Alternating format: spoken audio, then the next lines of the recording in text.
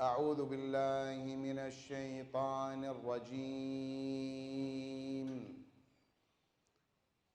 بسم الله الرحمن الرحيم. صلى الله عليك يا سيدي ويا مولاي يا رسول الله. صلى الله عليك وعلى بضعتك الطاهرة فاطمة الزهراء سيدة نساء العالمين، والصلاة والسلام عليك يا مولاي يا أبا عبد الله. ما خاب من تمسك بكم وأمن من لجأ إليكم. يا ليتنا كنا معكم سادتي فنفوز فوزا عظيما. قال المولى الحكيم في محكم كتابه الكريم: بسم الله الرحمن الرحيم. اليوم أكملت لكم دينكم وأتممت عليكم نعمتي ورضيت لكم الإسلام دينا. صدق الله العلي العظيم. لأجل تلاوة هذا المقطع الشريف طيبوا أفواهكم بذكر محمد وآل محمد.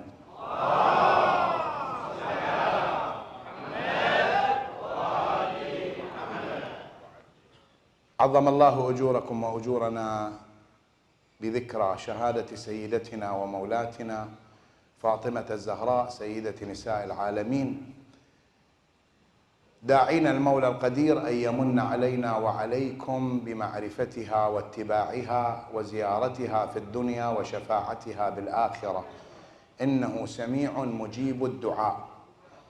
إخواني الأعزاء، الدين ينقسم إلى قسمين: علم وعمل. علم وعمل.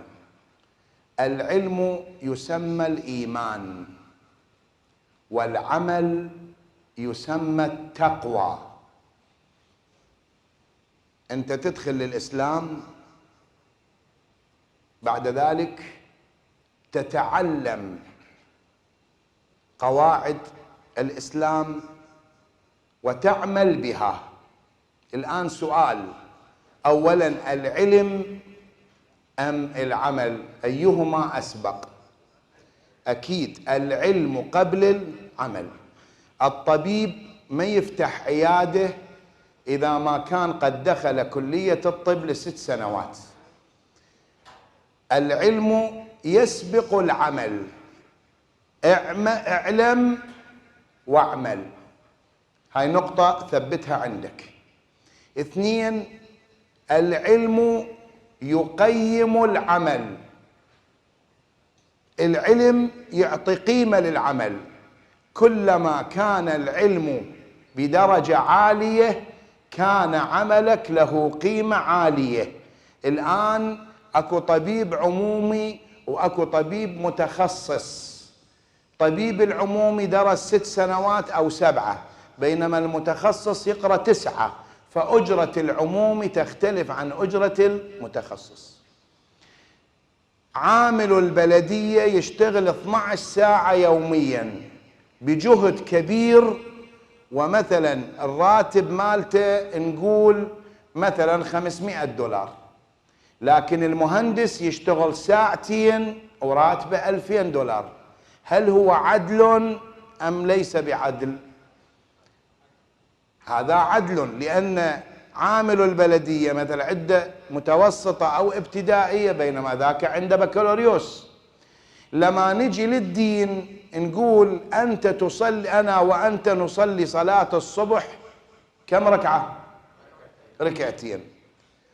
نية، تكبيرة إحرام، ركوعين، 4 سجدات، تشهد أوسط، 2 فاتحة و2 سور، صح لو لا؟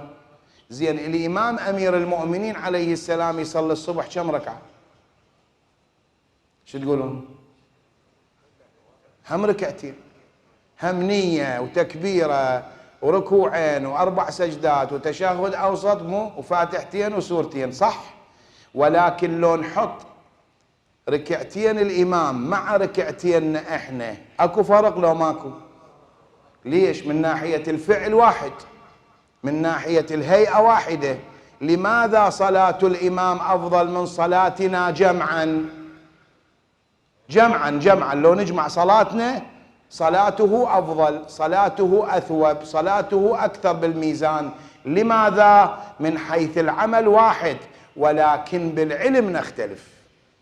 قال الإمام أمير المؤمنين عليه السلام: علمني حبيبي رسول الله 1000 باب من العلم، يفتح لي من كل باب 1000 باب.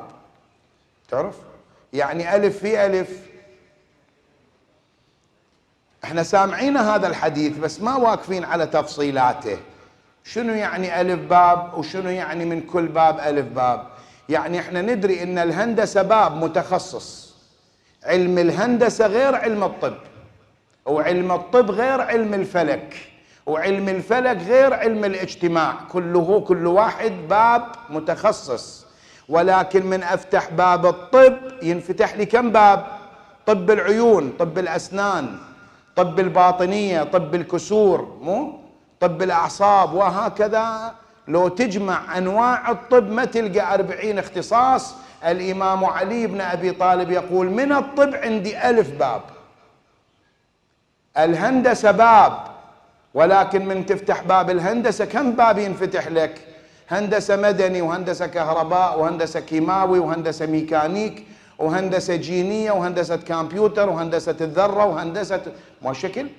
فيقول الإمام: أنا من الهندسة عندي 1000 باب، من الفلك عندي 1000 باب، من اللغات عندي 1000 باب. فألف في ألف كم باب؟ مليون تخصص علمي. زين ويصلي له ركعتين، بالله اضرب ركعتين في مليون. جاوب وياي لولا مليونين. زين انا كم انا اصلي ركعتين كم باب عندي؟ انا ما عندي باب كامل، عندي طلاقات، عندي تخصصات. 3 ليسانس اضربها في ركعتين اطلع 6. وين ال6 وين المليونين؟ مو لولا. زين واللي علمه صفر، علمه صفر، ما يعرف تشك من البك، خو صفر ويصلي 1000 ركعة،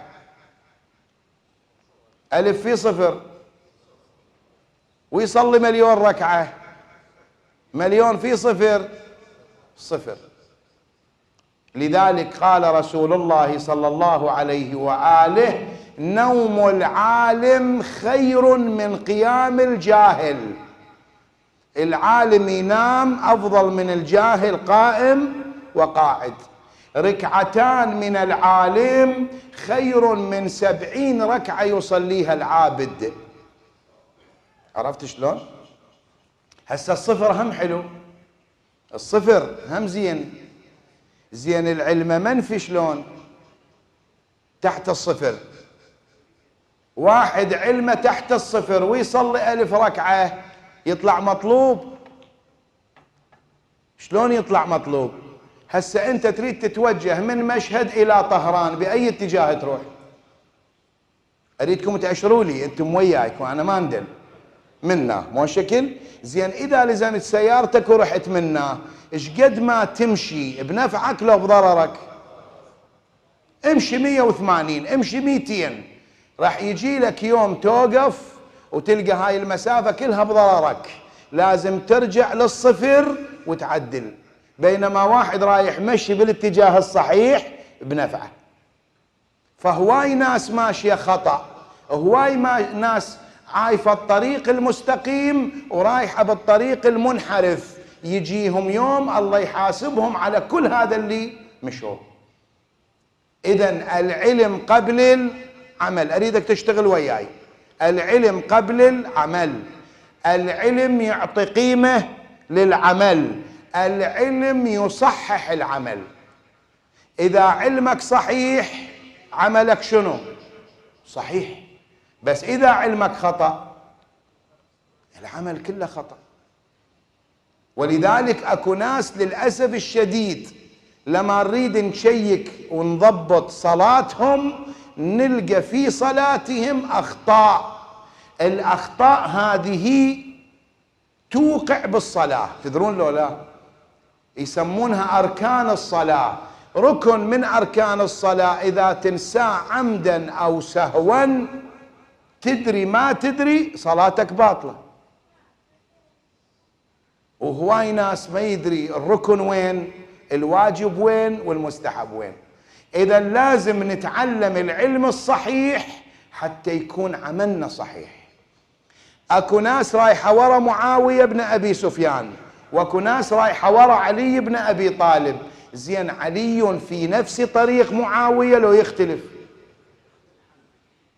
متحاربان، اثنيناتهم متحاربوا بالدنيا، متضادان.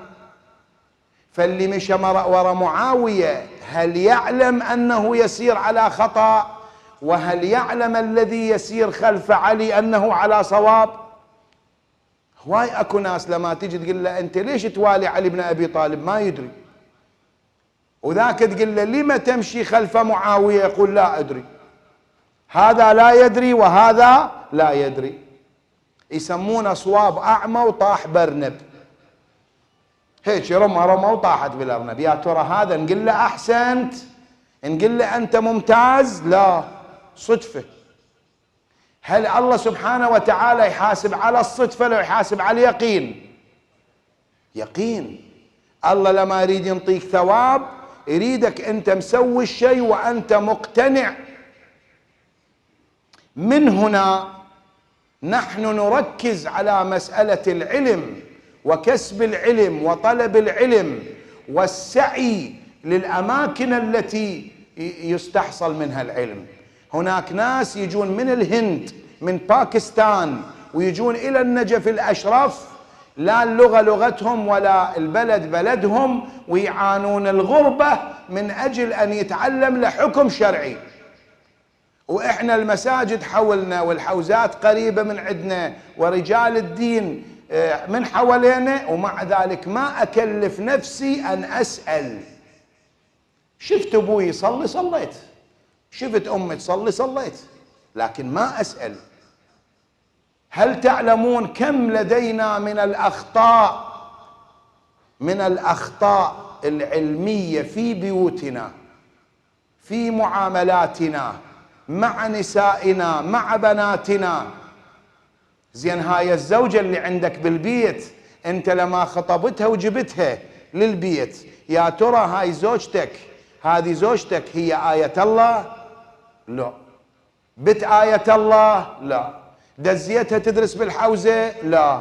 انت علمتها؟ هم لا. زين هاي شلون راح تطبخ لك؟ شلون راح تعرف اللحم الجائز اكله من الغير هذا؟ كيف تطهر البيت؟ كيف تربي الولد؟ كيف تنظم حياتها؟ كيف تصلي؟ كيف تتحيض؟ كيف تقوم باعمالها الشرعيه؟ زين منو اللي يعلمها؟ اللي يعلمها الطير يوقف على الحائط يعلمها مثلا يعني. ولذلك انا البس هذا البشت لبسته واجيت صليت مثلا. ملابس المصلي مو شروط بيها شرطها الطهاره لو لا؟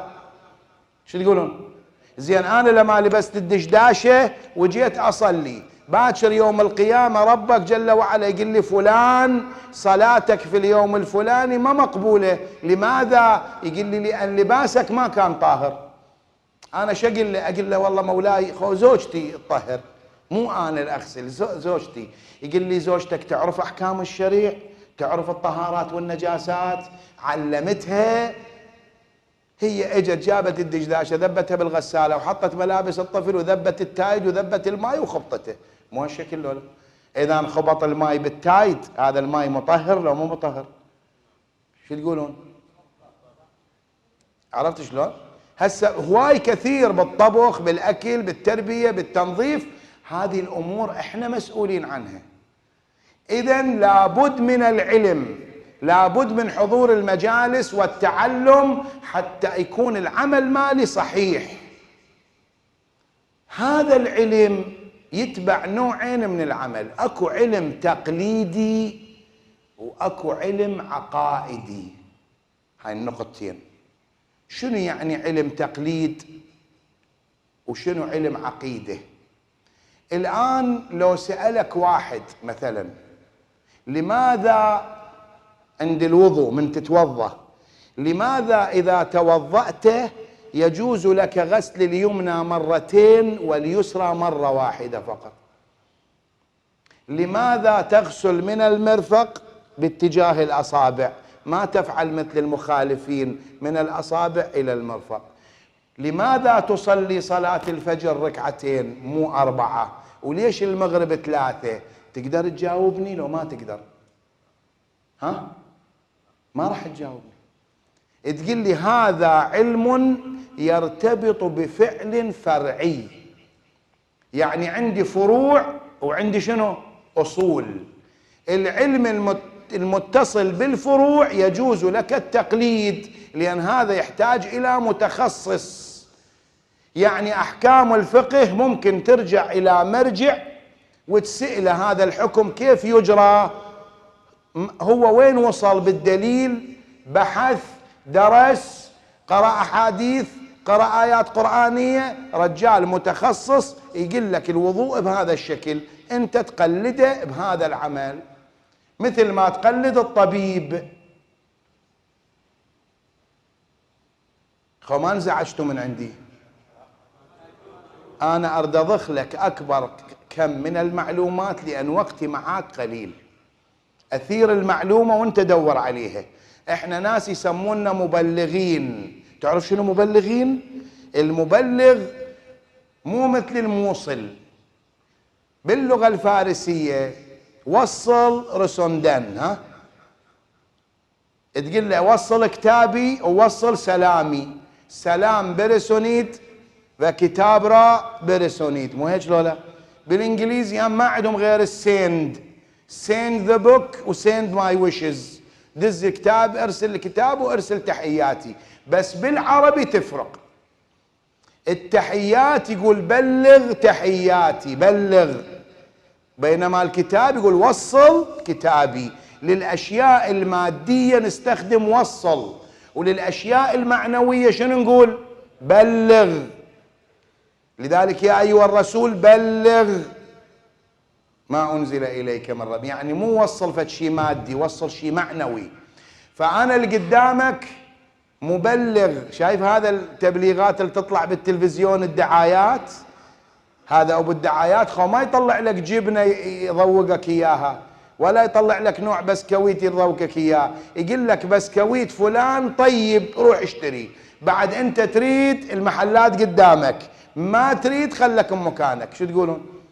احنا نثير المعلومة، احنا نثير من كل علم بعض النقاط، اريدك انت تروح وراها بعد اذا حسيت باهميتها. فاكو فروع دين واكو شنو؟ اصول دين. فروع الدين يجوز لك ان تقلد فيها، تروح تاخذ الحكم من شنو؟ من العالم، من المرجع. مثل ما تروح للطبيب تقول له معدتي تعبانه، يكتب لك ماده ليبراكسين، بعد انت ما تساله ليش كتبت الليبراكسين، اذا سالته هم يجاوبك هذا الدواء اخذه. ليش كتبت هذا الدواء مو غيره؟ يقول لك روح لكليه الطب ادرس 6 سنوات راح تعرف انا ليش كتبت لك الحبايه هاي. ولكن امور الاصول ما يجوز التقليد فيها. يعني القرآن ينكر هاي الحالة، قالوا إنا وجدنا آباءنا على أمة ونحن على آثارهم مقتدون. عرفت شلون؟ الله ما يقبل. يعني أنا أسألك الله واحد أم 2؟ هنا ما تقول قال العالم الفلاني إن الله واحد، ما يقبل. لازم شنو؟ بالدليل لا بالتقليد. بالدليل. يعني الله عادل، كن تصل أنت إلى عدالة الله بالدليل وليس بالتقليد. لذلك اجوا للنبي صلى الله عليه وآله قالوا له يا رسول الله عقولنا لا تتحمل بعض الأمور، كيف نصل إليها؟ أكو أمور فلسفية، أكو أمور عقلية عميقة، شلون نوصل لها؟ فالنبي قال له قولوا كما قالت العجوز، قولوا كما قالت العجوز. يعني أنا ما أريد منك دليل فلسفي، أنا أريد منك دليل بسيط أنت مقتنع به يكفي. مثلا مثل ما قالت العجوز، خو العجوز ما داخلة كلية ولا داخلة جامعة، قالوا له وما قالت العجوز؟ قال لهم امشونا للعجوز خلينا نشوف. اجوا النبي والاصحاب مو للعجوز، لقوا العجوز قاعده تغزل بيدها مغزل خشب وخيط صوف جاي تغزل بيه. قالها يا عجوز كيف عرفتي بأن لهذا الكون خالق؟ شلون استدليتي على وجود الله؟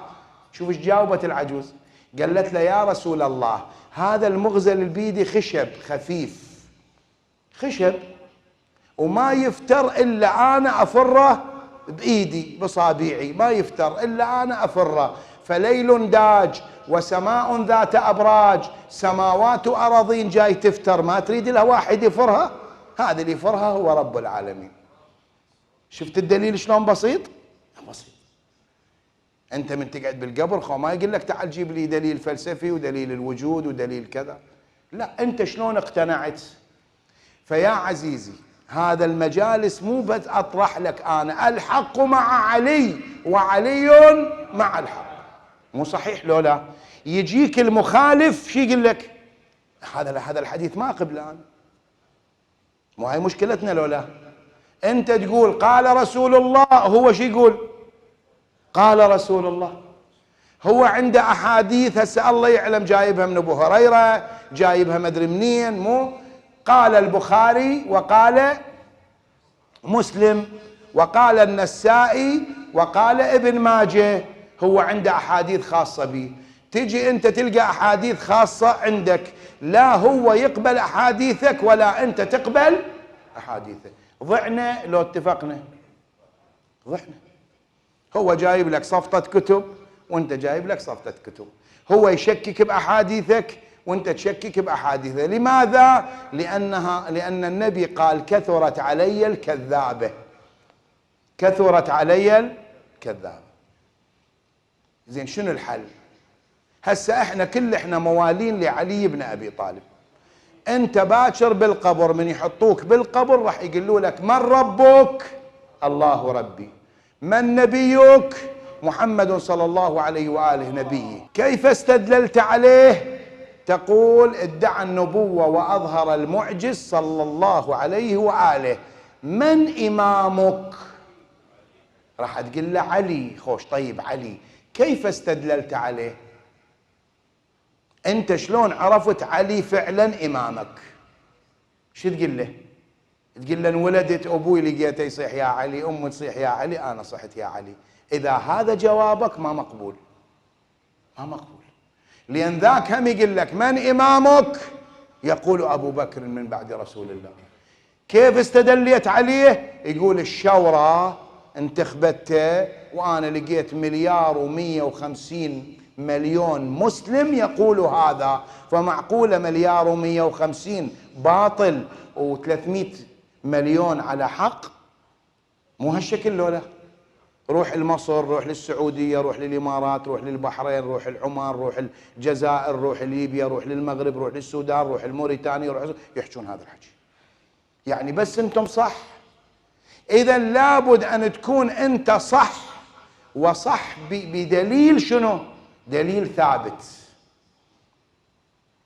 هذا كل كلامي أنا مقدمة حتى أوصلك للكلام اللي أريد أقوله اليوم، اللي من أجله استشهدت السيدة الزهراء عليه السلام. ما استشهدت على أمر بسيط، لا، استشهدت على قضية عقائدية إذا فقدناها فقدنا كل شيء. زين، هسه أنا أريد أقيس عرض المسجد، أريد أقيس عرض المسجد. ايش نحتاج؟ نحتاج آلة القياس هذه احنا نسميها فيته او يسمونها المتر. زين، مو لازم انت تثبت ايدك منها حتى انا اقدر اقيس دقيق لو لا؟ إذا أنت إيدك متحركة أنا أقدر أعطي قياس حقيقي؟ شو تقولون؟ كون أنت تثبت إيدك على شيء ثابت حتى القياس يطلع مضبوط. إذا أنا وياك، أنا وذاك المخالف لازم نخلي فرد شيء مستند ثابت حتى شنو؟ منا ونعرف الأمور. إذا نستند على الحديث هو شو يقول؟ يقول قال فلان وأنا شو يقول؟ قال فلان، ما استندنا. إذا نقول القرآن، خلي القرآن زين، القرآن هو يفسره بشكل وأنا أفسره بشكل. وإذا قمتم إلى الصلاة فاغسلوا وجوهكم، بعد اغسلوا وجوهكم بينه وأيديكم، وينها ايدكم؟ منا اللي هنا ايد، ومنا اللي هنا ايد، ومنا اللي هنا ايد، وهاي كلها شنو؟ ايد. ياهي من هني الله يريدها. اغسلوا ايديكم بعد الى المرافق. هاي الى اتجاهيه، حديه، ضمنيه، لغائيه. ايش نحكي؟ سافرت الى بغداد، الى يعني جهه، مشيت الى جهه بغداد، مو صحيح؟ اذا هاي الى شنو؟ اتجاهيه. فلو اخذنا الى اتجاهيه حكيهم يصير صحيح. اغسل ايدك الى يعني باتجاه المرافق، صحيح؟ ولكن الله هم يقول في آية ثانية، يقول ولا تأكلوا أموالهم إلى أموالكم. هاي شنو معنى الإله؟ معنى لا تأكلون أموال اليتامى مع أموالكم. إذن هنا معنى الإله مع، يعني اغسل إيدك مع المرفق. هسه ما صارت خوجهة، صارت مع. زين، إنك كادح إلى ربك. خو ربك إلى جهة؟ لا. إلى معية؟ لا. إذن شنو؟ غائية. خوب سهرنا إلى الصباح، أنا وياك قاعدين إلى الصباح، يعني الصباح في جهة وإحنا رايحين لها، لو شنو معناه؟ حد. إذن أكو إلى غائية، وأكو إلى حدية، وإلى مع، وإلى باتجاه. ياهي منهن ناخذها. اختلفنا لو ما اختلفنا؟ إذن مولانا، إذا نجي إلى القرآن، القرآن مكتوب، والكتابة ممكن أن يختلف عليها الناس، والحديث أيضا مكتوب، وكلام النبي أيضا حمال وجوه. إذن على ماذا نستند حتى تكون استنادنا ثابت؟ مو نريد نقطة ثابتة ننطلق منها لو لا. العقلاء يتفقون على نقطة ثابتة. النقطة الثابتة هي العقل. شنو النقطة الثابتة؟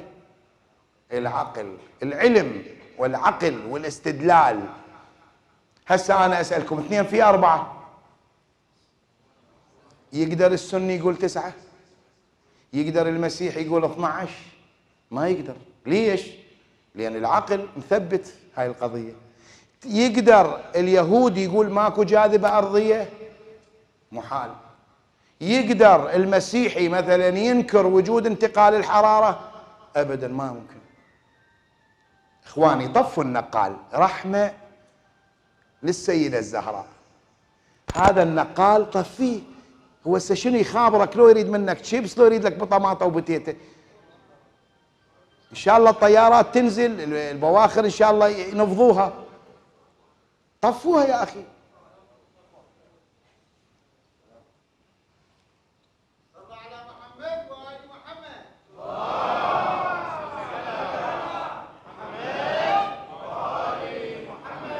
خلي الحج يخلص مكالمته وإن شاء الله نكمل.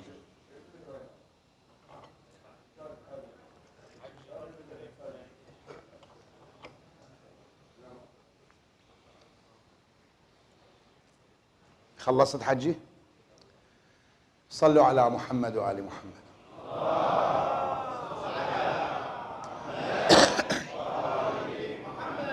إذا لابد نخلينا فد ثابت نشتغل عليه.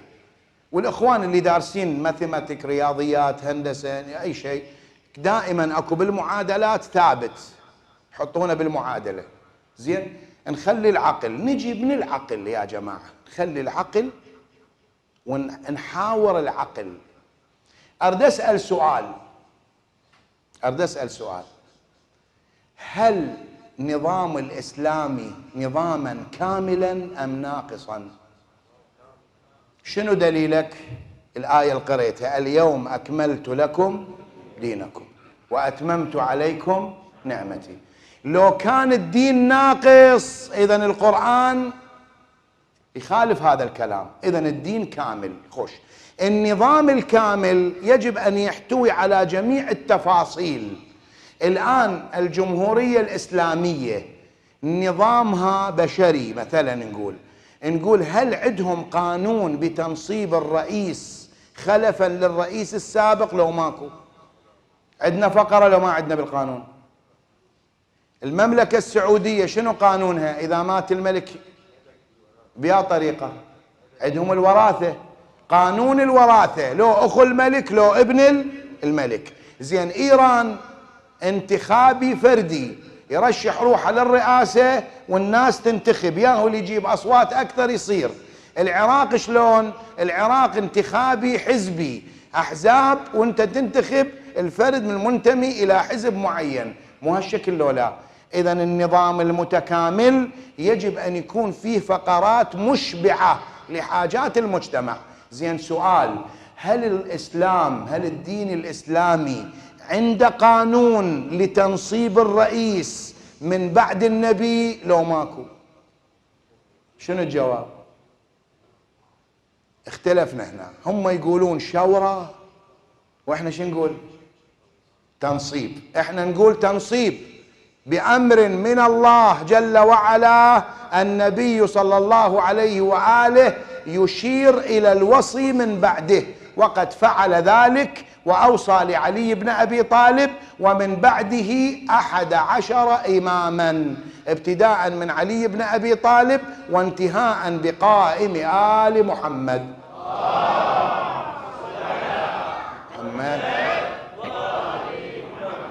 هذا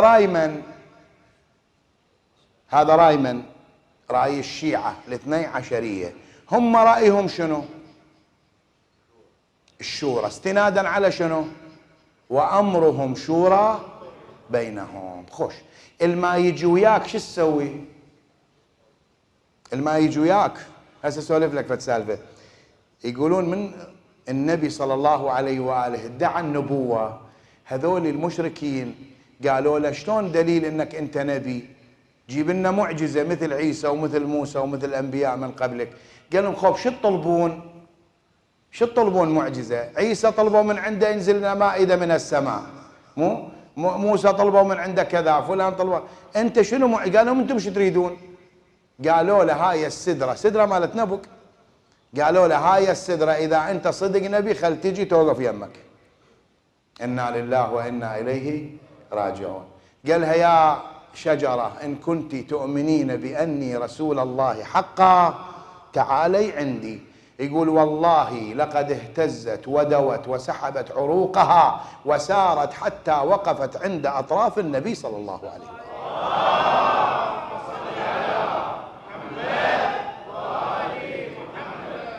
قالوا له رجعها. إنا لله وإنا إليه راجعون. قالها إذا كنت تؤمنين بأني رسول الله حقا عودي إلى مكانك. عادت بمكانها. خوش، قام له واحد قال له لا، نص يجي ونص يظل. انشقت، اجى نص وقف عند النبي ونص ظل هناك. قال له رجعها. رجع النص يم النص والتحمت. صاح ابو لهب قال اما اقلت لكم انه ساحر عليم؟ هذا كله وشنو؟ ساحر عليم. خب، مسيلمة الكذاب تدرون بي، واحد ادعى النبوة من بعد النبي اسمه مسيلمة، قال انا هم نبي. قالوا له خوش، النبي جاب الشجرة لحد عده، انت جيب ذيك السدرة خد تجيك. زين، هو يدري بروحه مو نبي. قالها يا سدرة اذا انا نبي من بعد الرسول تعالي عندي. اجت لو ما اجت؟ ما اجت. خوش يسوي؟ قام مشي راح وقف يمها، قال انا نبي متواضع، الشجرة اللي ما تجيني انا اروح لها. زين، هسه ما يجي وياك شو تسوي له؟ روح ويا عمي تعال، احنا فرض المحال ليس محال. انت تقول شنو وامرهم شورى بينهم. بخدمتك انا اريد اقبل الشورى من بعد وفاة النبي. انعقدت الشورى لو ما انعقدت؟ قال انعقدت. خوش، متى انعقدت؟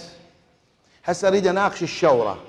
هسه ما احكي بقراراتها، لا احكي بذاتها. اسألكم بالله، اذا انا والدي بعد توه متوفي وبعد ما مغسل بعد ما مدفون، اذا احكي بالورث ما ينتقدون الناس؟ يقولوا لي على الاقل ابوك خليه يندفن اول مره، مو لو لا؟ زين، سؤال ثاني، هاي منطقتكم شو اسمها؟ شهرك بهشتي او حي بهشتي. الان نريد ننتخب محافظ مشهد، نريد ننتخب محافظ، نقول كل المناطق تشترك بانتخاب المحافظ الا شهرك بهشتي ما يشتركون. تعترضون لو ما تعترضون؟ ادري شنو، ما احنا ايرانيين، ما احنا من مشهد، ما احنا معترف بينا، ما عندنا امكانيه، ما عندنا، مو هالشكل لو لا تعترضون. زين اسالكم، هاي الشورى اللي قعدت بيها علي بن ابي طالب لو ما بيها؟ زين، علي بن ابي طالب قطب لو مهمل؟ رقم مهمل لو رقم مهم في الاسلام؟ مو ما قام الاسلام الا بسيف علي واموال خديجه وصبره واخلاق النبي. زين، علي موجود؟ لا. ابو ذر موجود؟ لا. سلمان موجود؟ لا. طلحه موجود؟ لا. الزبير موجود؟ لا. ابو سفيان موجود؟ لا. حتى ابو سفيان ما موجود. زين، اذا لا علي لا طلحه لا المقداد لا الزبير لا سلمان لا ابو ذر لا فلان، القعده وياهم قل لي، مو لو لا؟ احنا بنريد نحكي. زين، قرروا، هسه خلي يقررون بخدمتكم. يعني نسالهم هذا السؤال، نسالهم هذا السؤال، يعني الشورى ضروريه، قانون دستور قراني، لازم الخليفه بعد رسول الله يكون نتيجه شورى، صح لو لا؟ والشورى يعني اجتماع المسلمين. خلص، انتخبت من الشورى؟ انتخبت الاول ابو بكر الصديق على راسي. الثاني شلون اجى؟ اريدك انت تجاوبني، الثاني شلون اجى؟ خربت السالفه. كان انت تقول لي شورى والقران يقول شورى، خوب الاول اجى بالشورى، الثاني شلون اجى بالوصايه؟ خربت سالفتنا لو ما خربت؟ انت لو من الاول تقول شورى لو تقول وصايه، مو لو لا؟ اذا الثاني بالوصايه. زين، الثالث شلون اجى؟ لا هي شورى ولا هي وصايه.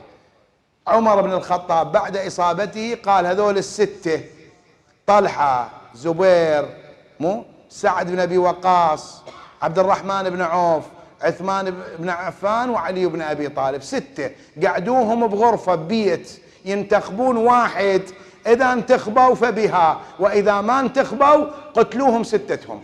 هذه هي شورى لو شنو؟ لو عمليه اجتهاد، لو عمليه كيفيه. زين، واحد قام لعمر قال له زين هم سته، هل اثنين انتخبوا هذا وهل اثنين انتخبوا هذا، شلون بالله؟ قال انتخبوا الكفه اللي بيها عبد الرحمن بن عوف. زين، شنو عبد الرحمن بن عوف؟ عنده ريشه براسه مثلا، نازل بزبين من رب العالمين؟ شنو يعني؟ شنو هذا الدين؟ ما هذا الذوق؟ اذا هم نفسهم ما مشوا على الشورى، نفسهم ما مشوا على الشورى. زين، احنا كشيعه، احنا كاماميه، كيف نثبت بان الوصيه هي الاولى من الشورى؟ غير نثبت، نجي نقول ذوق القرآن الكريم. أنا هسه أريد أتكلم أنا وياكم، هو خليفة الله ورسوله لو خليفة الناس؟ إذا خليفة الناس فالناس هم ينتخبونه، أما هو خليفة الله سبحانه وتعالى. زين، أسألكم سؤال، هم شفتوا نبي انتخبوا الوادم الناس؟ 124 ألف نبي الله انتخبهم، 124 ألف نبي، ودائما الله اللي يختار والناس ما تقبل، يا نبي اللي يجي يحاربونه. يعني النبي الله يختاره، لماذا؟ لأن النبي فيه مواصفات باطنية لا يعلم بها الناس. الله أعلم حيث يجعل رسالته. الله يعلم، أنا وياك ما ندري. قد أنت تشوفني إنسان مؤمن طيب مستقيم، أنت ايش مدريك بباطني شنو، ايش مدريك بنواياي شنو، ايش مدريك بإمكاناتي شنو. إذن عموما الأنبياء انتخاب من الله. هسه تقول لي زين علي مو نبي، ما يخالف. نسأل الأولياء هم الله ينتخبهم لو الأنبياء ينتخبهم؟ من مثال يعني موسى عليه السلام لما راد وزير من أهله طلب من الله لو هو نصب؟ طلب من الله. ايش قال له؟ قال له ربي اجعل لي وزيرا من أهلي. ولكن اقترح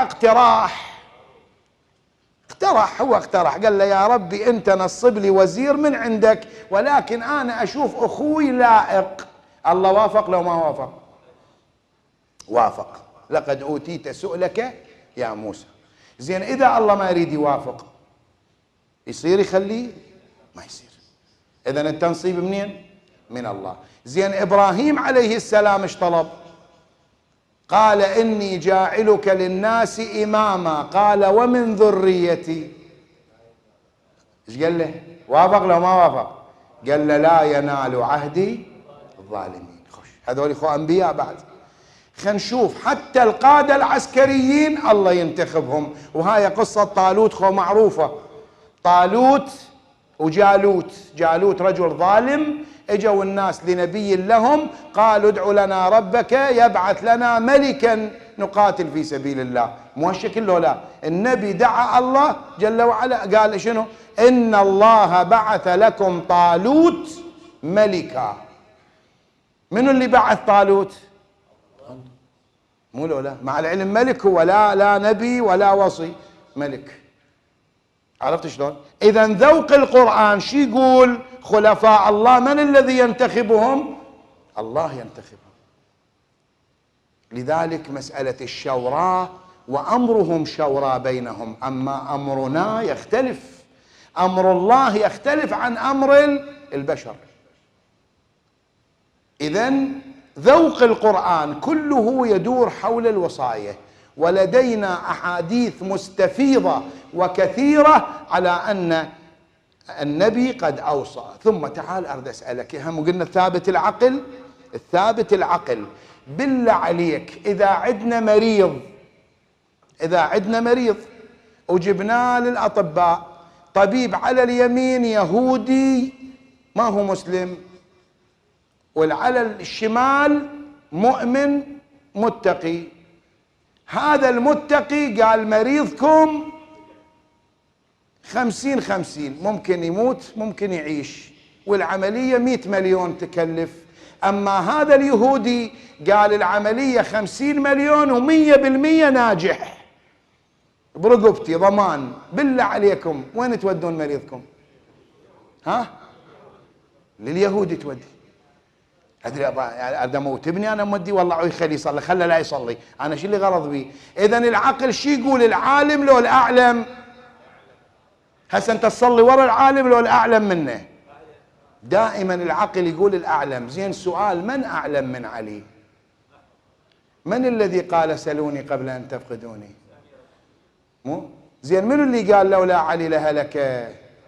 خب ليش هلك عمر؟ ليش؟ ممكن ساعه يطيح بمشكله وعلي يجي. خب انت ليش قاعد هنا؟ اذا انت ما تعرف انطيها عمي، انطي الخبزه بيت خبازه. ولذلك لو استلم القضيه شخص غير علي بن ابي طالب، هل يهديهم الى الدين ام لا يهديهم الى الدين؟ لا يهديهم الى الدين. اذا وجود ضروري حتى لا تضل الامه. لذلك الله جل وعلا نزل آية فيها تهديد للنبي: بلغ ما أنزل إليك من ربك فإن لم تفعل فما بلغت رسالته. يعني رسالة ما تكون تنتهي، القرآن يصير غير قرآن، والأحكام تصير غير أحكام، والصراط المستقيم يصير غير خط. إذا لابد من وجود علي بن أبي طالب، ولا بد من علي وليس غير علي بن أبي طالب. ولذلك أصرت السيدة الزهراء سلام الله عليها لما رأت أن الدنيا اختارت غير علي، قامت بكل قوتها ودافعت بكل قوتها. القضية مو قضية فدك، القضية مو قضية نحلة، لا، القضية قضية أمة، ضلال أمة وضياع دين وتحريف قرآن، كله بسبب ما حدث وين؟ في تلك اللحظة. وتفرقة المسلمين لليوم بسبب ذيك اللحظة. ولذلك قامت بكل قواها، طرقت كل باب، كل باب طرقت، حتى أقامت الحجة عليهم. يا بيت اللي الطرقة يقولها يا بنت رسول الله، ما لنا والسلاطين، احنا ما نتدخل بيناتهم، احنا علينا حالتنا. تطرق باب حتى عجزت، حملت آلامها، حتى منعوها من الحركة. علي شلون يصير أشبه بالتحريم، أشبه بالحصار. حتى منعوها من البكاء، لأن البكاء كان ماذا؟ كان يؤشر مؤشرا خطيرا على أن بنت النبي غير راضية عما يحدث.